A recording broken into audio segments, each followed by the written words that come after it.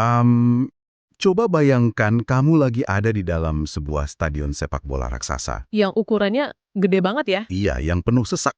Isinya kira-kira 100.000 orang. Terus tiba-tiba terjadi kepanikan massal di dalam situ. Wah, itu pasti kacau banget. Kacau balau, seluruh 100.000 orang itu mencoba berlari keluar secara bersamaan. Tapi masalahnya, pintu keluarnya cuma selebar bahu 3 orang dewasa. Cuma muat 3 orang. Gila. Benar. Seberapapun besarnya jumlah orang di dalam stadion itu, gelombang manusia yang bisa keluar pada satu waktu akan selalu dibatasi oleh sempitnya pintu tersebut. Nah, analogi corong raksasa inilah yang akan jadi pintu masuk kita ke sesi eksplorasi mendalam hari ini. Analogi yang pas banget buat ngebahas topik kita kali ini. Setuju. Misi kita hari ini adalah membedah sebuah catatan yang ngebahas salah satu film aksi paling ikonik sepanjang masa, yaitu 300. Dan materi yang kita punya ini merangkum kisah epik sejarah tentang pertempuran legendaris yang secara di atas kertas itu mustahil buat dimenangkan. Oke, mari kita bedah materi ini. Karena tujuan kita bukan sekedar mereview filmnya aja ya. Kita pengen ngupas kenapa kisah tentang kekalahan militer yang udah diprediksi sejak awal ini justru bisa jadi simbol epik tentang keberanian. Simbol keberanian dan kehormatan yang anehnya terus relevan buat kita sampai sekarang. Nah, buat kamu yang mungkin lupa atau belum tahu, cerita ini diangkat dari peristiwa nyata di Yunani kuno, yaitu Battle of Thermopylae. Raja Sparta, King Leonidas, yang di film diperankan oleh Gerard Butler, memimpin cuma 300 prajurit Sparta. 300 orang doang ngelawan pasukan Persia pimpinan Raja Xerxes yang jumlahnya ribuan atau bahkan ratusan ribu. Lautan manusia pokoknya. Kayak secara logika, ini tuh misi bunuh diri kan?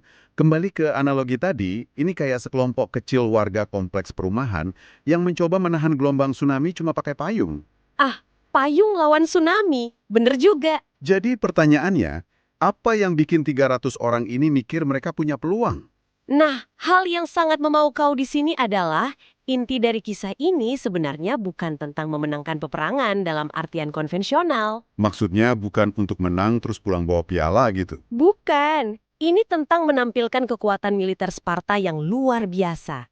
Kedisiplinan dan keberanian mereka itu mengubah sesuatu yang secara logika mustahil menjadi momen heroik yang legendaris. Dan ini yang bikin mereka menggunakan Thermopylae, celah sempit di antara pegunungan dan laut, sebagai taktik mematikan. Betul. Celah sempit itu fungsinya persis kayak pintu stadion di analogi kamu tadi. Ratusan ribu pasukan musuh dipaksa masuk ke corong itu. Jadi keunggulan jumlah mereka nggak ada gunanya ya? Sama sekali nggak relevan. Yang bisa bertarung cuma barisan depan yang berbenturan langsung dengan perisai Sparta. Ngomong-ngomong soal perisai, formasi yang mereka pakai itu namanya phalanx kan? Iya, formasi phalanx. Ini bukan cuma barisan orang pegang tameng, tapi kayak mesin perang yang hidup. Dinding perunggu yang bernapas. Tepat banget. Setiap prajurit melindungi sisi kirinya dengan perisai, dan perisai itu tumpang tindih ngelindungin sisi kanan temannya di sebelahnya. Tapi pertanyaannya, kalau mereka udah tahu bakal mati digempur ribuan orang, kenapa mereka nggak lari aja? Insting manusia kan pasti pengen kabur kalau lihat mati di depan mata. Agoge ini sistem pelatihan militernya Sparta kan? Bener. Dan sistem ini brutal banget. Anak laki-laki umur 7 tahun udah dipisahkan dari ibunya. 7 tahun loh, masih kecil banget. Dibuang ke lingkungan yang keras, dibikin kelaparan biar mereka belajar mencuri tanpa ketahuan, dan diajarin kalau rasa sakit itu cuma ilusi. Gila. Jadi dari kecil ego mereka udah dihancurkan demi kepentingan kolektif negara ya? Tepat. Melarikan diri dari barisan phalanx itu bukan sekedar kegagalan taktis buat mereka. Itu pengkhianatan terhadap eksistensi mereka sendiri. Makanya mereka nggak mundur selangkah pun. Tapi gimana cara kita menceritakan pertempuran yang sebegitu epik dan nggak masuk akal ini ke audiens modern? Nah, disitulah medium penceritaannya jadi penting banget. Kita nggak bisa pakai gaya dokumenter biasa buat cerita kayak gini. Harus ada transisi ke visi sutradaranya, yaitu Zack Snyder. Visualnya kan khas banget, kayak lukisan hidup. Iya, Snyder pakai efek slow motion yang sangat presisi, warna yang kontras banget, dan adegan pertarungannya dibikin super dramatis. Belum lagi dialog ikonik yang pasti kamu para pendengar juga tahu. Teriakan, "This is Sparta," yang legendaris itu. Itu nempel banget di sejarah film aksi. Nah, disinilah semuanya menjadi sangat menarik. Ada observasi yang sering muncul. Apakah gaya visual yang terlalu dramatis dan penuh slow motion ini justru mengaburkan realita perangnya? Banyak kritikus yang emang nanya gitu. Kenapa nggak dibikin realistis aja? Perang kan aslinya kotor, penuh lumpur dan kacau balau. Kenapa dibikin seakan-akan ini seni yang indah? Karena visual lukisan hidup dan kontras warna itu sengaja dibuat untuk menciptakan sebuah mitologi, bukan sekedar reka ulang sejarah. Jadi Snyder emang nggak berniat bikin dokumenter ya? Sama sekali nggak. Dan kutipan This is Sparta itu bukan sekedar kemarahan sesaat. Itu deklarasi identitas mereka. Pernyataan tentang siapa mereka sebenarnya. Betul. Snyder menggunakan efek visual dramatis itu buat bikin penonton atau kamu yang lagi nonton merasakan emosi dari para Spartan, bukan sekedar melihat debu dan darah. Dia pengen kita mengagumi mereka, bukan mengasihani mereka. Persis. Kalau dibikin realistis banget, kita mungkin cuma ngerasa ngeri. Tapi dengan estetika ini, kita ngerasa takjub. Tapi visual yang dramatis dan teriakan ikonik tadi nggak akan ada artinya tanpa bobot emosional di baliknya. Kita kan udah bahas bagaimana film ini terlihat, sekarang mari kita bahas mengapa hal itu terasa sangat mendalam. Bobot emosionalnya emang kental banget. Tema utamanya jelas tentang pengorbanan dan kehormatan. Para prajurit Spartan ini tahu dari awal mereka mungkin nggak akan pulang hidup-hidup.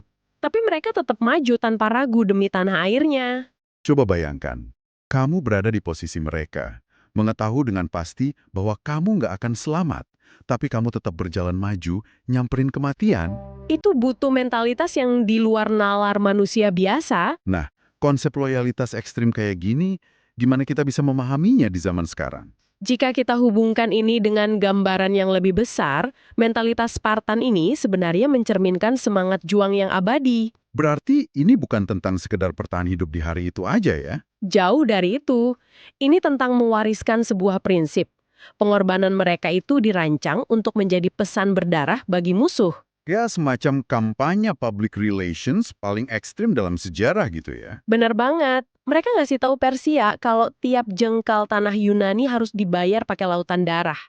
Tapi di sisi lain, itu juga inspirasi buat bangsanya sendiri. Buat nyatuin negara-negara kota di Yunani yang tadinya terpecah belah itu. Kematian mereka jadi megafon yang ngebangunin semua orang. Tepat.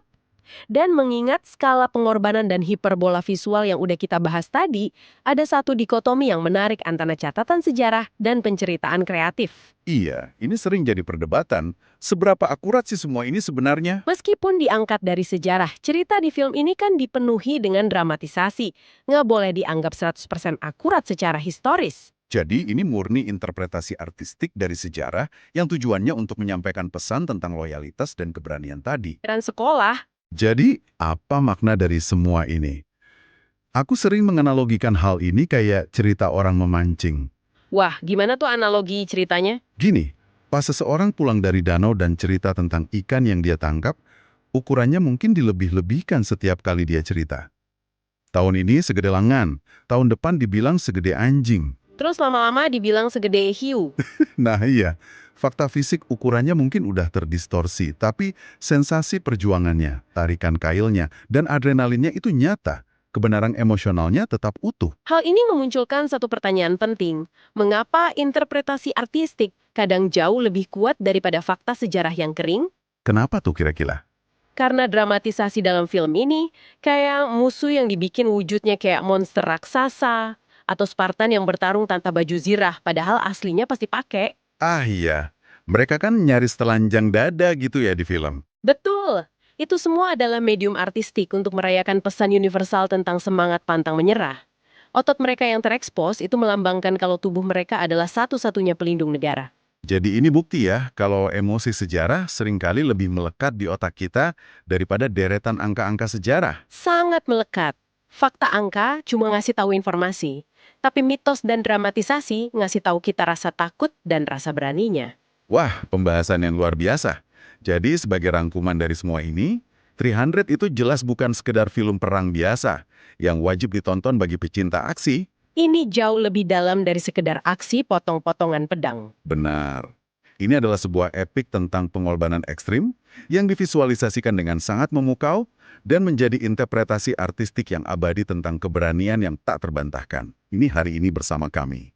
Semoga kamu sadar bahwa selalu ada pelajaran mendalam di balik setiap karya fiksi yang terinspirasi dari sejarah.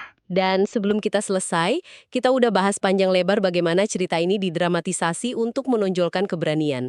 Namun cobalah pikirkan ini. Silakan. Jika fakta sejarah yang sebenarnya dari 300 Spartan ini diceritakan secara dingin dan akurat, tanpa dramatisasi sama sekali, apakah kisah mereka akan tetap bertahan ribuan tahun sebagai simbol kepahlawanan? Ataukah mitos dan imajinasilah yang sebenarnya membuat sejarah tetap hidup dalam ingatan kita?